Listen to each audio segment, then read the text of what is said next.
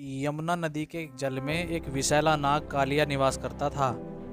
उसकी विषैली सांसों से यमुना का जल जहरीला हो गया था, जिसके कारण आसपास के सभी जीव जंतु और वनस्पतियां नष्ट हो रही थी। गोकुलवासी इस समस्या से अत्यधिक परेशान थे, लेकिन कालिया नाग की ताकत और विष को देखकर कोई भी उसके सामने खड़ा होने का एहसास नहीं करता था। एक दिन कृष्ण अपने सखाओं के साथ यमुना नदी के किनारे खेल रहे थे। खेल खेल में उनकी गेंद यमुना के जल में जा गिरी। कृष्ण ने अपने मित्रों की चिंता को दरकिनार करते हुए तुरंत जल में छलांग लगा दी। जल में प्रवेश करते ही कृष्ण ने कालिया नाग को चुनौती दी।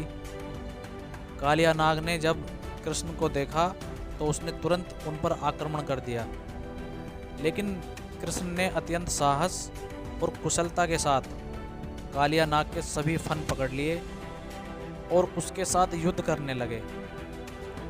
कृष्ण ने कालिया को पराजित करने के लिए अपनी दिव्य शक्तियों का प्रयोग किया। उन्होंने कालिया नाग के फनों पर नृत्य किया, जिससे कालिया नाग बेहद थक गया और अपनी हार मान ली।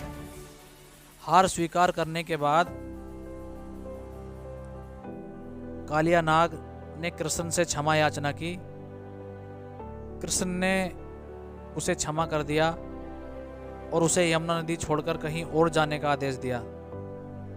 साथ ही उन्होंने कालिया नाग को यह आशीर्वाद भी दिया कि जो भी उनकी इस लीला का स्मरण करेगा उसे कालिया नाग के विष से कोई हानि नहीं होगी। कालिया नाग की इस कथा से हमें कई महत्वपूर्ण जीवन मूल्य मिलते हैं।